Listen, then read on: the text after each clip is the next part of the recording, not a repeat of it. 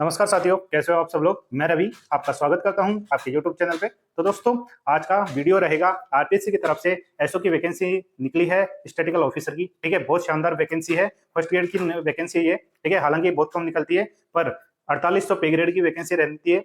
जिसको भी ये एसओ की वैकेंसी मिल जाती है या जो भी एसओ बन जाता है, तो दोस्तों उसके वारे नारे हो जाते हैं। ठीक है दोस्तों, अब जो भी इंसान एसओ की तैयारी करना चाहता है वो हमारे चैनल से जुड़ सकते हैं, हमारी वीडियो को देख सकते हैं और पता करेंगे कि एसओ की वैकेंसी के लिए कौन कैंडिडेट अप्लाई कर सकता है। यानी एजुकेशन क्वालिफिकेशन क्या रहेगी, एज का क्या क्राइटेरिया रहेगा और फॉर्म अप्लाई की डेट क्या रहेगी। ठीक है, एग्जाम पैटर्न क्या रहेगा, इन सभी चीजों के बारे में 1 to 1 स्टेप टू स्टेप आपको सारी चीजें इन्फॉर्मेशन मैं बताता चलूंगा जो आपका ऑफिशियल नोटिफिकेशन है उसके हिसाब से। ठीक है दोस्तों, और जो कोई कैंडिडेट अब तक हमारे चैनल को सब्सक्राइब नहीं करे हो, सब्सक्राइब कर लीजिए। साथ में वीडियो को अच्छा लगे तो लाइक कीजिए और वीडियो को ज्यादा ज्यादा शेयर कीजिए। तो दोस्तों, ज्यादा देर करते नहीं हुए शुरुआत करते हैं इस वीडियो की। तो दोस्तों, आपके सामने ये नोटिफिकेशन ओपन है, ओरिजिनल नोटिफिकेशन है, ऑफिशियल वाला है। सामने देख सकते हो आप, राजस्थान लोक सेवा आयोग अजमेर। ठीक है, आरपीएससी की तरफ से ये नोटिफिकेशन निकाला है। ठीक है, और यहाँ पे डेट देख सकते हो 14 अक्टूबर की, यानी ये नोटिफिकेशन निकल चुका था। अभी इसके फॉर्म है, उसकी डेट चालू है, यानी आवेदन अभी चल रहे हैं। ठीक है, इसके बाद में पूरा नोटिफिकेशन में आपको यहाँ पे सामने दिख रहा होगा, आपकी जितनी नंबर ऑफ पोस्ट है उसका क्लासिफिकेशन किया गया है कैटेगरी वाइज में। ठीक है, पोस्ट का नाम यहाँ पे आप देख सकते हो, सांख्यिकी अधिकारी स्टैटिकल ऑफिसर। ठीक है, देख सकते हो यहाँ पे सांख्यिकी अधिकारी स्टैटिकल ऑफिसर, ये आपकी पोस्ट है। ठीक है, अब इसमें दोस्तों पदों में यहाँ पे देख सकते हो संख्या में कमी और वृद्धि। ठीक है, यानी आपकी किसी भी मामले में अगर कोई कंडीशन होती है तो इनमें आपकी कमी और वृद्धि दोनों की जा सकती है। ठीक है, वो डिपेंड करता है कि क्या सिचुएशन चल रही है। ठीक है, अब दोस्तों यहाँ पे आप देख सकते हो, आपका यहाँ पे जो पोस्ट है बता दी है मैंने। यहाँ पे आपकी कैटेगरी है जनरल, यूआर, ठीक है, एससी, एसटी, ओबीसी, एमबीसी और साथ में ईडब्ल्यूएस। ठीक है, इन कैटेगरी में जितनी वैकेंसी आई है वो डिवाइड हो रखी है। ठीक है, टोटल नंबर ऑफ वैकेंसी आपको यहाँ पे देखने को मिलेगी 113। ठीक है, 113 टोटल नंबर ऑफ वैकेंसी यहाँ पे मिलेगी आपको, जो सभी कैटेगरी में डिवाइड है। ठीक है, जनरल की बात करें दोस्तों, जनरल में यहाँ पे आपको देखने को मिल जाएगी 30, 8 वुमेन की 8, विडो की 3 और डिवोर्स की 1। इसी तरीके से आपके एससी में भी सारी चीजें बटी हुई है, एसटी, ओबीसी, एमबीसी और ईडब्ल्यूएस। 113 वैकेंसी इन्हीं सभी कैटेगरी में आपकी डिवाइडेशन है। ठीक है, यह आपका पदों की संख्या की हिसाब से आपकी हो गई। ठीक है, साथ में यहाँ पे देख लो, पद स्थायी है। ठीक है, कोई कंफ्यूजन है तो आपको लगता है कि संविदा पे वैकेंसी होगी, नहीं दोस्तों, ये आपकी सांख्यिकी विभाग की अंतर्गत आ रही है वैकेंसी। ठीक है, पद स्थायी है, पदों में संख्या और वृद्धि हो सकती है। ठीक है, इस तरह से ये आपके नेक्स्ट आते हैं, ये आपकी पदों की संख्या से रिलेटेड पूरी इंफॉर्मेशन आ गई। ठीक है, इसके अलावा आपकी मेन आता है योग्यता। ठीक है, यानी आपकी जो एजुकेशन क्वालिफिकेशन है वो क्या रहने वाली है, योग्यता क्या रहेगी आपकी इस पोस्ट के हिसाब से। ठीक है, सामने देख सकते हो आप कि एटलिस्ट, ठीक है, at least second class master degree इसमें इकोनॉमिक्स में। ठीक है, आपको जितनी भी यहाँ पे एटलिस्ट दे रखा है, यानी कम से भी कम बोल रहा है कि कम से भी कम आपकी मास्टर डिग्री होनी चाहिए, इसमें सेकंड क्लास में। ठीक है, सेकंड डिवीजन आपकी मास्टर डिग्री होनी चाहिए और उसके आगे आपकी जो सब्जेक्ट है, जिस सब्जेक्ट में, जिस स्ट्रीम में आपने मास्टर डिग्री करी है वो दे रखा है इकोनॉमिक्स, स्टैटिक्स, ठीक है, और mathematics with paper in statics. यानी आपका मैथमेटिक्स का अगर मास्टर डिग्री है तो उसमें आपका स्टैटिक्स सब्जेक्ट होगा। ठीक है, जिनके है वो ही स्टूडेंट यहाँ पे एलिजिबल होंगे। उसके बाद में कॉमर्स विद स्टैटिक्स, जिन्होंने भी कॉमर्स से मास्टर डिग्री करी है और उनमें आपकी स्टैटिक्स सब्जेक्ट रही है तो दोस्तों वो भी यहाँ पे एलिजिबल होंगे। ओके, इसके बाद में सेकंड क्लास क्या चीज है, एमएससी एग्रीकल्चर, जिस कैंडिडेट ने एमएससी कर रखी है एग्रीकल्चर फील्ड से। ठीक है, एग्रीकल्चर और स्टैटिक्स, यानी अगर एग्रीकल्चर में भी स्टैटिक्स आता है, ठीक है, तो दोस्तों वो भी स्टूडेंट यहाँ पे अप्लाई कर सकता है, यानी वो एलिजिबल है इस फॉर्म को अप्लाई करने के लिए। ठीक है, और किसी भी यूनिवर्सिटी से अप्लाई होना चाहिए, यानी आपका वहां पे रिकॉग्नाइज्ड होनी चाहिए। ठीक है, इसके अलावा पहली बात आपकी मास्टर डिग्री होनी चाहिए, इसके अलावा आरएससीआईटी सर्टिफिकेट होना चाहिए। ठीक है, जो आपका वर्धमान महावीर ओपन यूनिवर्सिटी कोटा इसके द्वारा जारी किया गया होता है, यानी ये वर्धमान महावीर ओपन यूनिवर्सिटी कोटा है, इसके थ्रू आपका आरएससीआईटी कोर्स होता है। ठीक है, वो कंडक्ट होता है, वो सर्टिफिकेट आपको चाहिए, कंपलसरी है, या इसके इक्विवेलेंट एनी अदर, ठीक है, any other certificate awarded by competent authority, यानी इसी के इक्विवेलेंट अगर कोई आपके पास डिग्री है, डिप्लोमा है, सर्टिफिकेट है और किसी भी अथॉरिटी से डिक्लेयर्ड है, ऑथराइज्ड है, ठीक है, तो दोस्तों वो भी यहाँ पे एलिजिबल होंगे। ठीक है, इसके अलावा अब आता है एक्सपीरियंस। जी दोस्तों, इसमें आपके एजुकेशन क्वालिफिकेशन में आपकी मास्टर डिग्री के साथ साथ एक्सपीरियंस में मांगा गया है। एक्सपीरियंस की बात करते हैं दोस्तों, साफ दिया हुआ है, ठीक है, ऑफिशियली स्टैटिस्टिक्स एट लिस्ट, यानी कम से भी कम 1 ईयर, ठीक है, कम से भी कम 1 ईयर होना चाहिए एक्सपीरियंस, किसमें, गवर्नमेंट डिपार्टमेंट में या फिर रेपुटेटेड कॉमर्शियल कंसर्न या यूनिवर्सिटी में, ठीक है, या तो गवर्नमेंट डिपार्टमेंट से आपका 1 साल का 1 साल का एक्सपीरियंस होना चाहिए, या किसी भी कॉमर्शियल कोई भी आपकी यूनिवर्सिटी है, ठीक है, उसमें आपका 1 साल का अनुभव हो, तो इसमें आप अप्लाई करने के लिए एलिजिबल है, योग्य हो, ठीक है। अब इसने एक्सपीरियंस को थोड़ा और डिटेल में बताया, ठीक है। यहाँ पे दिया गया है प्रोवाइडेड द कैंडिडेट, यानी कैंडिडेट के द्वारा क्या प्रोवाइड होना चाहिए, आपकी फर्स्ट क्लास मास्टर डिग्री होनी चाहिए या फिर डॉक्टरेट होनी चाहिए एनी सब्जेक्ट, यानी किसी भी सब्जेक्ट में अगर आपके पास मास्टर डिग्री है या डॉक्टरेट है जो कि फर्स्ट क्लास, ठीक है, तो दोस्तों ये आपकी एजुकेशन क्वालिफिकेशन के अंतर्गत आपसे मांगी गई है। इसके अलावा कोई भी having undergone successfully 2 ear training, यानी अगर किसी के 2 ईयर या 2 साल की कोई ट्रेनिंग है, किसमें, स्टैटिस्टिक्स में, है ना, या स्टैटिस्टिक्स से रिलेटेड किसी भी इंस्टीट्यूट या यूनिवर्सिटी से आपके पास में 2 साल का ट्रेनिंग है स्टैटिस्टिक्स ब्रांच से, स्ट्रीम से, तो दोस्तों वो भी इसमें एलिजिबल हो जाएगा, ठीक है। साथ में 1 ईयर डिप्लोमा कोर्स, यानी 1 साल का डिप्लोमा कोर्स होता है, ठीक है, किसी भी यूनिवर्सिटी इंस्टीट्यूशन से, किसमें, स्टैटिस्टिक्स या economics as a optional paper हो, ठीक है, डिप्लोमा में, तो दोस्तों वो भी यहाँ पे एलिजिबल माना जाएगा, ठीक है। अब इनको देखते हुए इन्होंने एक पॉइंट और ऐड करा है, ये बहुत महत्वपूर्ण है, ठीक है। जो भी कैंडिडेट शेड्यूल कास्ट या शेड्यूल ट्राइब से है, यानी जो भी कैंडिडेट SC ST से है, need not possess this experience, यानी उन्हें इस एक्सपीरियंस का कोई जरूरत नहीं है। अगर उनके पास में ये एक्सपीरियंस नहीं है तो भी दोस्तों वो इस फॉर्म के लिए अप्लाई करने के लिए एलिजिबल है, योग्य है, ठीक है। उन्हें क्या चाहिए, मास्टर डिग्री चाहिए इन सब्जेक्ट्स में, साथ में आपका 1 साल का यहाँ पे एक्सपीरियंस मांगा गया है, ये है कंपलसरी। इनके अलावा जो भी यहाँ पे पॉइंट्स दिए गए हैं ये कंपलसरी नहीं है, अगर है तो वेल है, अच्छी बात है, नहीं है तो कोई दिक्कत नहीं है, ओनली SC ST को यहाँ पे ये छूट देखने को मिल रही है, ठीक है। यहाँ पे साफ दिया गया है आपकी जो शैक्षणिक योग्यता है, अनुभव है, एज है, अगर होने एज जो पूरा क्राइटेरिया है अगर वो है तो ही आपको ऑनलाइन आवेदन करना चाहिए, ठीक है। अगर किसी ने ये मान लो संयोगवश या फिर वो एक बार ट्राई कर रहे हो, ठीक है, क्योंकि बहुत सारे कैंडिडेट फ्रेशर होते हैं, उन्हें क्लैरिफिकेशन नहीं होता इस चीज का, वो अप्लाई कर देते हैं, ठीक है, फॉर्म अप्लाई हो जाता है, ठीक है, तो अगर वो उन्हें लास्ट में पता चलता है कि नहीं यार मैं एलिजिबल नहीं हूं, तो दोस्तों उनके लिए ऑप्शन आता है, आपके यहाँ पे विड्रॉ का ऑप्शन आता है, ठीक है, कुछ टाइम बाद में, एग्जाम से कुछ टाइम बाद में, मान लो 1 महीने बाद पहले मान लो विड्रॉ का ऑप्शन आएगा, डेट दी जाएगी, उस समय आपको वहां पे विड्रॉ कर लेना है आपकी एप्लीकेशन फॉर्म का, ठीक है। इस चीज से आप क्लियर हो गए हो।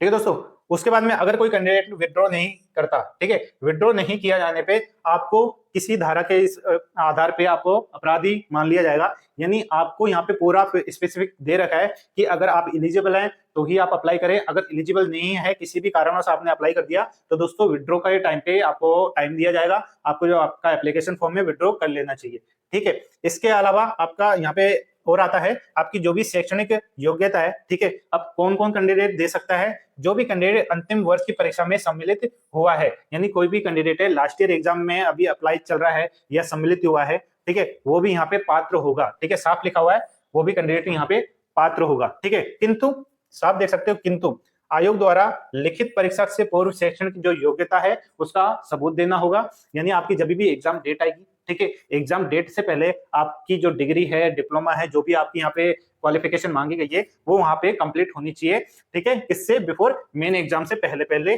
जो भी आपकी निर्धारित होगी, ठीक है। इसके अलावा यहाँ पे देख सकते हो जिन अभ्यर्थियों के लिए उक्त पद हेतु जो भी एजुकेशन क्वालिफिकेशन अनुभव आवश्यक है, ठीक है, उन अभ्यर्थियों के लिए जो क्वालिफिकेशन है अंतिम वर्ष में जो कैंडिडेट शामिल हो रहा है, ठीक है, यहाँ पे देख सकते हो प्रावधान लागू नहीं होगा, ठीक है। वापस पढ़ते हैं, जिन अभ्यर्थियों के लिए उक्त पदों हेतु वांछित जो भी योग्यता है अनुभव आवश्यक है, पहले ही बोल रहा हूं जो 1 साल का एक्सपीरियंस है वो मैंडेटरी है, जरूरी है, योग्यता जिसके पास मास्टर डिग्री है उससे काम नहीं चलेगा, ठीक है, आपको अनुभव भी होना चाहिए, वो डिटेल भी यहाँ पे डलेगी, तो पहले ही बोल दिया वो लागू नहीं होगा अगर किसी के पास एक्सपीरियंस नहीं है तो, ठीक है। अब आता है मेन आपकी सबों के इच्छा होती है, जानने की इच्छा होती है कि सर जो स्टैटिस्टिकल ऑफिसर होता है, ऐसा होता है, उसकी सैलरी कितनी होती है, तो दोस्तों सैलरी यहाँ पे देख सकते हो आपकी लेवल 12 रहती है, L12 होता है, ग्रेड पे रहेगा 4800, ठीक है, और यहाँ पे आपको नियत मासिक वेतन दिया जाएगा। यानी आपका जब आपकी ज्वाइनिंग होगी तो 2 साल का प्रोबेशन पीरियड चलेगा आपका। 2 साल में आपको एक नियत जो आपकी सैलरी है वो मिलेगी। यानी आपकी जो ग्रेड पे है 4800, उसके आधार पे आपको सैलरी ना मिलके कुछ नियत सैलरी मिलेगी। अप्रोक्सीमेटली ये मान के चलिए 35,000 के आसपास आपको सैलरी मिलेगी, तब तक 2 साल तक। ठीक है, 2 साल तक आपको सैलरी मिलेगी 35,000 के आसपास। आफ्टर दैट जब आपका जो प्रोबेशन पीरियड है कंप्लीट हो जाएगा, उसके बाद में आपको 4800 पे ग्रेड के हिसाब से जो भी आपकी सैलरी बनेगी, ठीक है, अप्रोक्सीमेटली अंदाजन मैं बता रहा हूं कि 60,000 के आसपास आपके यहाँ पे सैलरी आपको देखने को मिल जाएगी। ठीक है, अलाउंस कितने जुड़ते हैं, कैसा होता है, आपकी पोस्टिंग कहाँ पे होती है, तो वहां पे भी अलाउंस का वेरिएशन देखने को मिल जाएगा। उस हिसाब से ये मान के चलिए 60,000 के आसपास की आपकी सैलरी हो जाएगी। ठीक है दोस्तों, इसके बाद में एज का क्राइटेरिया की बात करते हैं। जो आपका एज का क्राइटेरिया है, ठीक है, न्यूनतम यहाँ पे 21 वर्ष दी गई है। ठीक है, और मैक्सिमम है यहाँ पे आपकी 40। ठीक है, मिनिमम 21 वर्ष वाला और मैक्सिमम 40 वर्ष वाला स्टूडेंट यहाँ पे अप्लाई कर सकता है, योग्य है। ठीक है, अब बात आती है कि जिसकी ज्यादा एज है, तो दोस्तों हर कंडीशन के हिसाब से यहाँ पे छूट देखने को मिलेगी। ठीक है, यहाँ पे देख सकते हो आयु में छूट के प्रावधान। ठीक है, अलग अलग विशिष्ट कंडीशन में आपकी यहाँ पे छूट है। बात करेंगे सबसे पहले अनुसूचित जाति, ठीक है, अनुसूचित जनजाति, पिछड़ा वर्ग, अति पिछड़ा वर्ग और आर्थिक रूप से कमजोर पुरुष। ठीक है, यहाँ पे पुरुष है, पहले ही क्लियर कर देता हूँ, पुरुष की बात कर रहे हैं पहले, उन्हें यहाँ पे 5 साल की छूट है। ठीक है, अब इन्हीं कैटेगरी में अगर महिला है, ठीक है, तो उन्हें यहाँ पे 10 साल की छूट है।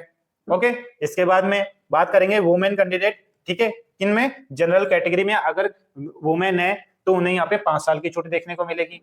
साथ में अगर कोई कैंडिडेट विडो है, डिवोर्स वुमेन है, तो दोस्तों उनके लिए यहाँ पे कोई मैक्सिमम आयु निर्धारित नहीं है, वो किसी भी एज में इस एग्जाम फॉर्म को अप्लाई कर सकती है। ठीक है, अगर उनके पास में निर्धारित एजुकेशन क्वालिफिकेशन है तो। उसके बाद में यहाँ पे अलग अलग कंडीशन में भी यहाँ पे जो छूट है दी गई है।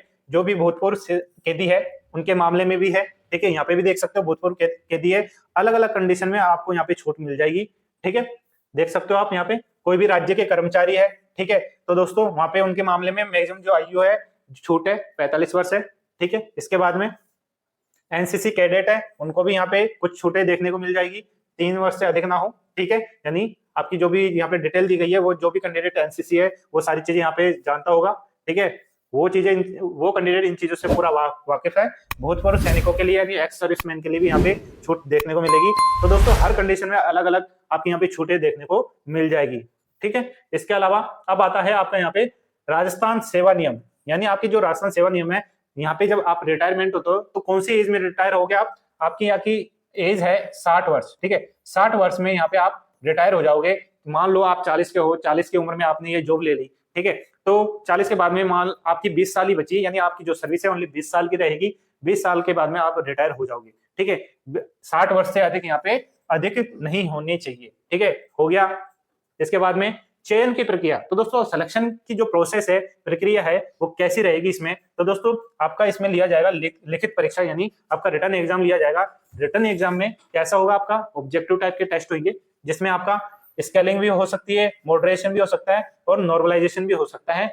अब ये किस कंडीशन में होता है, मल्टीपल शिफ्ट में अगर आपकी एग्जाम है, कैंडिडेट बहुत सारे फॉर्म फिल करें, तो मल्टीपल शिफ्ट में जब एग्जाम कंडक्ट होती है तो उस आधार पे ही आपका यहाँ पे नॉर्मलाइजेशन, स्केलिंग, ये सारी चीजें अपनाई जाती है। ठीक है, अब बात करते हैं परीक्षा का स्थान। परीक्षा के स्थान आपकी एग्जाम से ये मान लो कम से कम 10 या 15 दिन पहले आपका सिटी इंटीमेशन जारी होगा। ठीक है, नोटिस जारी होगा, उसमें आप अपना एप्लीकेशन आईडी, डीओबी और कैप्चर ये चीजें डिटेल डाल के आपकी जो भी सिटी है वो पता कर सकते हो। ठीक है, उसके बाद में आपकी एडमिट कार्ड का लिंक है वो जारी हो जाता है। इसके बाद में परीक्षा योजना, ठीक है, आपकी जो भी एग्जाम ये नोटिफिकेशन निकला है, ठीक है, साफ दिया गया है लिखित परीक्षा के रूप में आयोजित की जाएगी और जो परीक्षा होगी वो वस्तुनिष्ठ यानी ऑब्जेक्टिव टाइप में रहेगी। ठीक है, आपका जब यहाँ पे नोटिफिकेशन अभी ये निकल चुका है तो इसके आवेदन के बाद में कुछ टाइम बाद में आपका सिलेबस, ठीक है, अगर चेंज होता है तो वो भी, अगर नहीं चेंज होता हो तो वापस आपका यहाँ पे सिलेबस जारी हो जाता है। साथ में जो एग्जाम पैटर्न है अभी अगर इसमें दिया गया होगा तो वो पता चल जाएगा, अगर चेंज होता है तो उसके लिए भी नोटिस आपको अलग से प्राप्त हो जाएगा, जो कि आपकी आरपीएससी की वेबसाइट, ठीक है, या फिर एसएसओ आईडी पे आपको प्राप्त हो जाएगी। आवेदन अवधि की बात करते हैं कि अप्लाई की जो डेट है वो क्या रहेगी। आपकी यहाँ पे साफ देख रखा है 28 अक्टूबर से आपका फॉर्म है वो स्टार्ट होगा, ठीक है, जो कि चालू हो चुके हैं काफी टाइम से। और 26 नवंबर आपकी लास्ट डेट यहाँ पे दे रखी है, रात के 12 बजे तक आप यहाँ पे अप्लाई कर सकते हो, ठीक है। पर लास्ट डेट का वेट ना करते हुए आप टाइम से पहले ही अपना आवेदन है वो अप्लाई कर दो, क्योंकि लास्ट डेट तक जो साइट है बहुत बिजी चलने लग जाती है, क्रैश हो जाती है, तो आपका आवेदन भी फिल नहीं हो पाएगा। साथ में आपकी जो भी यहाँ पे आपका पेमेंट है वो रुक जाएगा, पूरी प्रोसेस रुक जाएगी, क्योंकि बहुत टाइम बाद में वैकेंसी आती है, आगे पता नहीं कब आए, है ना, आए तो पदों में कितनी वृद्धि है कमी है ये भी दिक्कत है, ठीक है। हर एक पोस्ट को या वैकेंसी आने में कम से कम ये मान लो 3 साल का गैप मिनिमम बता रहा हूँ, कि जो प्रोसेस है वो 1 से 1.5 साल तक चलती है, पूरी एग्जाम कंडक्ट होने तक, आपकी पोस्टिंग तक ये मान लो कम से कम 2 साल हो जाती है। 2 साल के बाद में 1 साल का गैप लगता है, और अगर पदों में जो वृद्धि होती है तब जाके आपका पूरा नोटिफिकेशन नया तैयार होता है। ये मान लो आपकी जो नई ज्वाइनिंग है, तो ये अगर मान लो आपको नई पोस्ट आती है, आप अप्लाई करते हो, तो दोस्तों इसमें मान लो कम से भी कम, मैं बता रहा हूँ, कम से भी कम 4 साल का आपका पूरा गैप आ जाता है एक वैकेंसी के बाद में, ठीक है। तो जो भी वैकेंसी है ये पूरा एप्लीकेशन फॉर्म बिल्कुल तरीके से भरना है, ठीक है। लास्ट डेट को अवॉइड करो, पहले ही फॉर्म भरो, ठीक है। अब आता है आवेदन की प्रक्रिया, कि आप अपना आवेदन है वो किस तरह से करें, ठीक है। तो दोस्तों यहाँ पे पूरा लिंक दे रखा है आरपीएससी की वेबसाइट का, ठीक है। आरपीएससी की वेबसाइट का यहाँ पे पूरा लिंक दे रखा है, आप कॉपी पेस्ट करके गूगल क्रोम पे जाना है, आपको वहां पे कॉपी पेस्ट करना है, साथ में क्लिक करना है, आपके सामने जो फर्स्ट लिंक आएगा वो आरपीएससी की वेबसाइट का होगा, ठीक है। अब ये चीजें मैं आपको ओपन करके अलग से प्रैक्टिकली बता दूंगा किस किस तरह से आपको जाना है, क्योंकि बहुत स्टूडेंट होते हैं वो फ्रेशर होते हैं, उन्हें नहीं पता वो कैसे अप्लाई करें, ठीक है। इसलिए काफी स्टूडेंट होते हैं या तो ई मित्र पे जाते हैं, कियोस्क पे जाते हैं और अपना आवेदन वहां से करवाते हैं, ठीक है। अगर कोई कैंडिडेट स्वयं अपना फॉर्म भरना चाहता है, उसके पास मोबाइल है या लैपटॉप है, पीसी है, तो वो अपना आवेदन स्वयं कर सकता है। साइट दे रखी है, आपको पूरी प्रोसेस बता रखा है, ठीक है। इंस्ट्रक्शन सारे दिए हुए होते हैं कि किस तरह से आप अपना आवेदन कर सकते हो, ठीक है। आपको ये वेबसाइट दे रखी है, ठीक है। या फिर जब आप इस वेबसाइट पे जाओगे, वेबसाइट ओपन, जो भी इंटरफेस होता है ओपन होगा, वहां पर आपको राइट साइड में दिखेगा apply link, apply online link. जब इस पे क्लिक करोगे तब आपके सामने एक पोर्टल प्राप्त होगा, एसएसओ पोर्टल, तो उसका लिंक वहां पे ऊपर दिया गया होगा, यूआरएल, ठीक है। या फिर ये प्रोसेस ना करने की बजाय आप डायरेक्ट एसएसओ आईडी अपनी ओपन कर सकते हो, ठीक है। क्योंकि आज के टाइम पे बहुत सारी जितनी भी योजनाएं चल रही है, स्कीम चल रही है, गवर्नमेंट के हो या आपके उपभोग वाले, तो दोस्तों उपभोक्ता के लिए जितनी भी स्कीम चल रही है अपने आम नागरिक के लिए, वो सभी यहाँ पे आपको मिल जाएगी आपकी एसएसओ आईडी पे, ठीक है। आपको एसएसओ आईडी अगर आपने कभी नहीं बनाई तो आपको वहां पे रजिस्ट्रेशन करना है, ठीक है, पूरी प्रोसेस करनी है, ठीक है। ये लिंक है आपका, लॉगिन करना है। लॉगिन कैसे करोगे, आपने वहां पे रजिस्ट्रेशन पहले करना होगा। रजिस्ट्रेशन के टाइम पे जो भी डिटेल आपसे मांगी जाए, आपकी पर्सनल इन्फॉर्मेशन, आपका नाम, फादर नेम, आपकी माता का नाम, डीओबी, ठीक है, और भी इन्फॉर्मेशन मांगी जाए, उसके आधार पे रजिस्ट्रेशन करना है। रजिस्ट्रेशन करने के बाद में आपके पास में यूजर आईडी और पासवर्ड प्राप्त हो जाएंगे। उसके बाद में लॉगिन करना है अगेन। उसके बाद में बहुत सारी एप्लीकेशन आपको वहां पे शो होगी, है ना। उसमें से आपको सेलेक्ट करना है citizens app, G2C citizens app, ये ऐप आपको सेलेक्ट करना है, ठीक है। वहां पे आपको मिल जाएगी। जब ये आप क्लिक करोगे, इस पे नया इंटरफेस ओपन होगा, और नए इंटरफेस पे आपको यहाँ पे दिखाई देगा रिक्वायरमेंट पोर्टल, ठीक है। रिक्वायरमेंट पोर्टल पे आपको क्लिक करना है। उसके बाद में आपको वो प्रोसेस चालू होगी ओटीआर की। ओटीआर यानी वन टाइम रजिस्ट्रेशन, ठीक है, यानी प्रथम बार, वन टाइम यानी एक ही बार आपको वहां पे रजिस्ट्रेशन करना है, जिसमें आपका नाम, पिता का नाम, साथ में आपका जन्म तारीख, आपका लिंग यानी आपकी मेल हो फीमेल हो, और आपकी जो एजुकेशन क्वालिफिकेशन है, ठीक है, सेकेंडरी या समकक्ष जो भी हो, आधार कार्ड है, ये सारी चीजें वहां पे आपको अपलोड करना है, डाटा फिल करना है, ठीक है। ये अनिवार्य है, कंपलसरी है, इसके बगैर आपका ओटीआर प्रोसेस पूरा नहीं होगा, ठीक है। और जो कोई कैंडिडेट वन टाइम रजिस्ट्रेशन पूरा कर लेता है, ठीक है, उसको रजिस्ट्रेशन आपका नंबर मिल जाएगा, ठीक है, उसी के आधार पे आपका पूरा प्रोसेस चलेगा, ठीक है। और प्रोसेस करने इस पूरा ओटीआर रजिस्ट्रेशन में आपका दो चीज बहुत इंपॉर्टेंट है, आपकी ईमेल आईडी, ठीक है, आपका नाम, आपके डीओबी और आपके मोबाइल नंबर जो आपके एक्टिव होने चाहिए, ठीक है। आपका पूरा प्रोसेस होने के बाद में यहाँ पे आपका जो ऑनलाइन आवेदन करोगे उस समय आपका लाइव फोटो यहाँ पे अपलोड होगा, ठीक है। आप लैपटॉप से ओपन आप फिल कर रहे हो, पीसी से या फिर आप ई मित्र से, वहां पे आपको लाइव फोटो अपलोड करना पड़ेगा, ठीक है। एक आपको नॉर्मल इमेज अपलोड करनी पड़ेगी, ठीक है, और बिल्कुल देखना है कि जो आपकी लाइव फोटो बिल्कुल क्लियर है या नहीं है। उसी के बाद में आप सबमिट करें आवेदन पत्र को, ठीक है। उसमें आपका सिग्नेचर भी मांगा जाएगा, ठीक है, सिग्नेचर भी मांगा जाएगा। बाएं हाथ का अंगूठा जो थंब इंप्रेशन है वो भी वहां पे अपलोड किया जाएगा, ठीक है। जो भी आप अपनी फोटो अपलोड करो, जैसे मैंने बोला कि लाइव फोटो के अलावा आपकी एक अलग इमेज जेपीजी फॉर्मेट में आपकी फोटो अपलोड हो जाएगी, ठीक है, और जो कि बिल्कुल नहीं होनी चाहिए। जब एग्जाम देने चाहो तो उस टाइम पे भी आपकी नवीन फोटो वहां पे ले जाने चाहिए, जिससे कोई भी चीज की रुकावट ना हो, आप एग्जाम हो बिल्कुल भली भांति दे सको। ठीक है, अंतिम तिथि तक अर्जित, यानी जो भी कोई कैंडिडेट है, आपकी जो भी एजुकेशन क्वालिफिकेशन और साथ में एक्सपीरियंस मांगा गया है, वो आपकी जो आवेदन की अंतिम तिथि है उससे पहले आपकी हो जानी चाहिए। ठीक है, अगर नहीं है तो आपकी जो एग्जाम की डेट आए उससे पहले पहले हो जानी चाहिए। ठीक है, क्लियर है? अगर किसी भी कैंडिडेट को किसी भी इन प्रोसेस में समझने में कोई दिक्कत है, कमेंट बॉक्स में कमेंट कर सकते हो। ठीक है, जवाब आपको मिल जाएगा। ठीक है, पर ऐसा नहीं है कि आप देखते चलो और आपको समझ में भी नहीं आए। जैसे ही कोई दिक्कत हो किसी भी पॉइंट पे कमेंट बॉक्स में कमेंट कर देना है। ठीक है, वीडियो को पॉज करना है, कोई दिक्कत नहीं, आराम से देख लेना है, जल्दबाजी नहीं करनी है। ठीक है, समझने में आप पूरा आराम से समझना आपको। साफ यहाँ पे एक और बार दिया गया है कि जो भी आपकी कोई ऑनलाइन संबंध में जो भी आपने डाटा फिल करा है, कोई भी गलती हो गई है, ठीक है, वो आप यहाँ पे संशोधन कर सकते हो। कोई भी त्रुटि हो गई है तो उसे संशोधन कर सकते हो। संशोधन का पूरा प्रोसेस बताया गया है कि संशोधन में यहाँ पे आपको शुल्क देना पड़ेगा 500 रुपए का। ठीक है, 500 रुपए का शुल्क देकर आप अपना जो आवेदन में जो भी कोई गलती हुई है, त्रुटि हुई है, वो आप सुधार सकते हो। ठीक है, अंतिम दिनांक के पश्चात 10 दिवस के भीतर, यानी आवेदन की जो लास्ट डेट रहेगी उसके 10 दिन के भीतर वापस आपकी डेट जारी होगी कि इस डेट से लेके इस डेट तक आप मॉडिफिकेशन कर सकते हो, करेक्शन कर सकते हो। ठीक है, इसके अलावा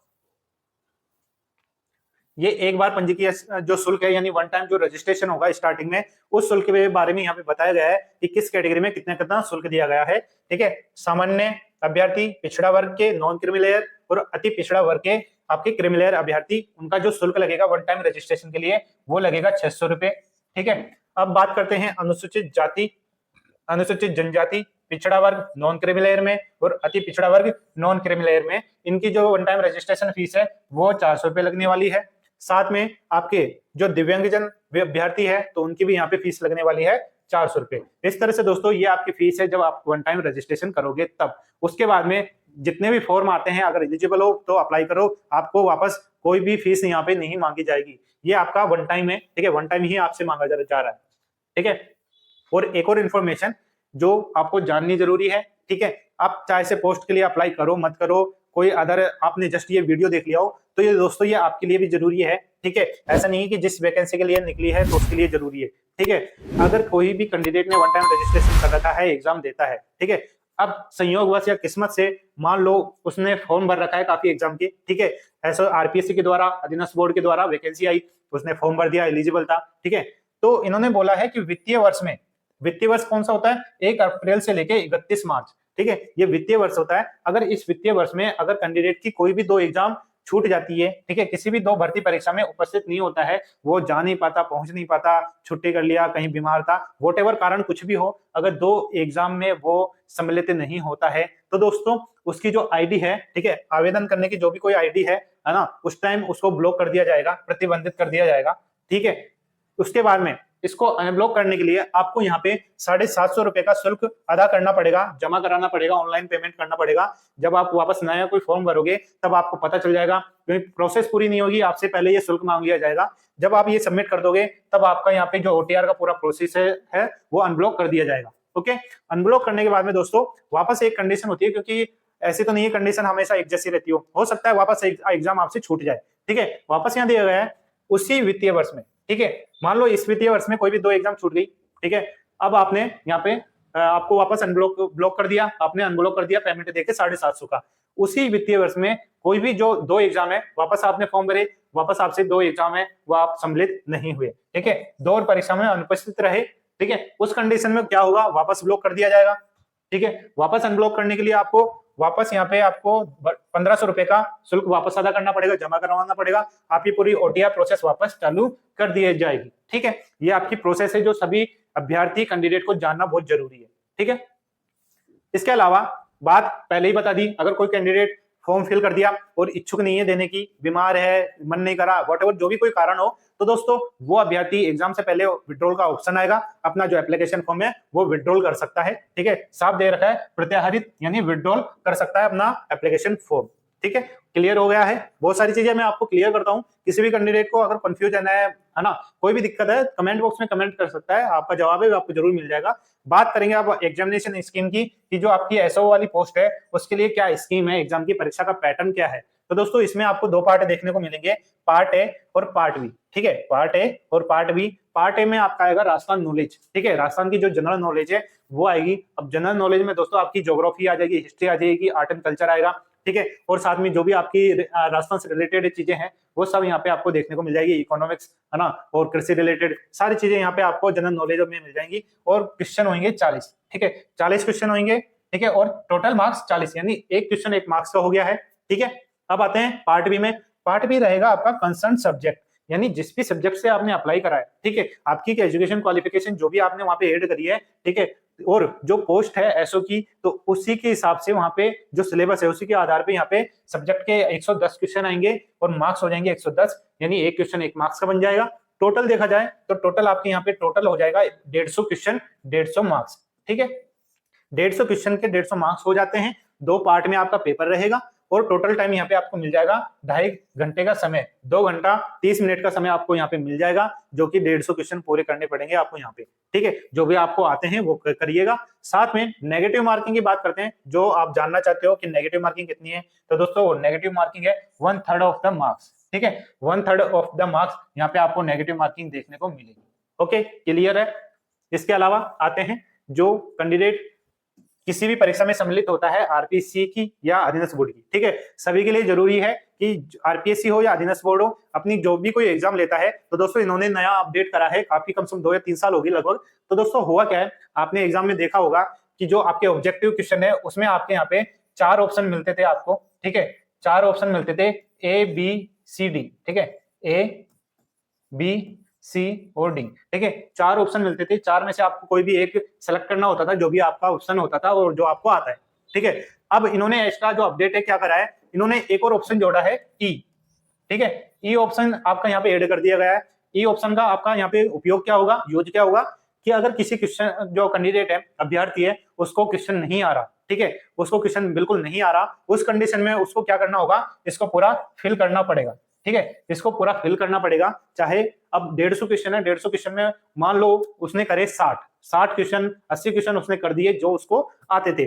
अब 80 क्वेश्चन, 150 में से 80 क्वेश्चन कितने बचे आपके, लगभग ये मान के चलो 70 क्वेश्चन के आसपास बच गए। 70 क्वेश्चन में आपको ई वाला ऑप्शन भरना पड़ेगा। ठीक है, कंपलसरी है, मैंडेटरी है, भरना पड़ेगा तो भरना पड़ेगा। नहीं भरोगे उसके लिए भी यहाँ पे दिया गया है कि if you are not attempting question, अगर क्वेश्चन आप अटेम्प्ट नहीं कर रहे, है ना, तो दोस्तों आपको डार्क फिल करना पड़ेगा 5वां ऑप्शन, यानी ई।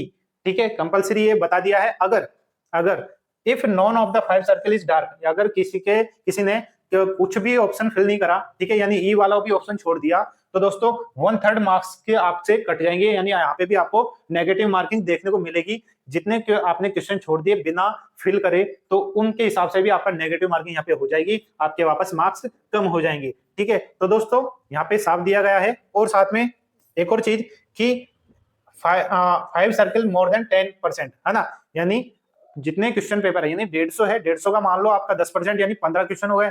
15 क्वेश्चन अगर आपने ऐसे ही छोड़ दिए बिना फिल करे, ठीक है, तो दोस्तों आपका उसमें वापस 1/3 आ जाएगा। ठीक है, साथ में यहाँ पे आप डिस्क्वालिफाइड कर दिए जाओगे। ठीक है, डिस्क्वालिफाइड का मतलब है आप पेपर से बाहर हो बिल्कुल। ठीक है, तो इस चीज को भी ध्यान रखिएगा।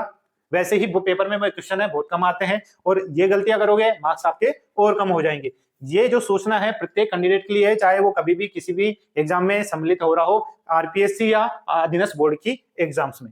ठीक है, यहाँ पे आपका जो भी एप्लीकेशन फॉर्म है, ठीक है, उसमें आपका मोबाइल नंबर, आपकी ईमेल आईडी बिल्कुल सही डालनी है, जिससे आपकी जो भी कुछ सोचना होती है वो टाइम पे आपको मिल जाए, एसएमएस के जरिए और ईमेल के जरिए। ठीक है, जब भी आप मान लो एग्जाम में पास होते हो, डीवी होता है, मेडिकल होता है, तो दोस्तों उसकी सूचना आपको टाइम पे मिलती रहे। ठीक है, इसके अलावा यहाँ पे वही दिया गया है, मोबाइल नंबर और आपकी जो भी एड्रेस है वो बिल्कुल सेम रहना चाहिए, जिससे अगर कम्युनिकेशन की कोई हो आयोग की तरफ से, बोर्ड की तरफ से, वो टाइम टू टाइम बिल्कुल अच्छी हो, जिससे आपको भी कोई परेशानी ना हो कम्युनिकेशन में। ओके, आगे चलते हैं आप और देख लेते हैं और क्या क्या डाटा बचा है जो आपको बताना है। प्रमाण पत्रों का सत्यापन, जब लास्ट आप सेलेक्ट हो जाते हो, मेरिट में आते हो, तो दोस्तों प्रमाण पत्र जो भी आपके हैं, ठीक है, सारी डिटेल एजुकेशन, कास्ट सर्टिफिकेट, आपके मूल निवास, सारे आपको ओरिजिनल है वो तैयार रखने पड़ेंगे। ठीक है, जब कभी भी आएगा तब सारी चीजें आपको बतला दी जाएगी। ठीक है, आगे आते हैं आप।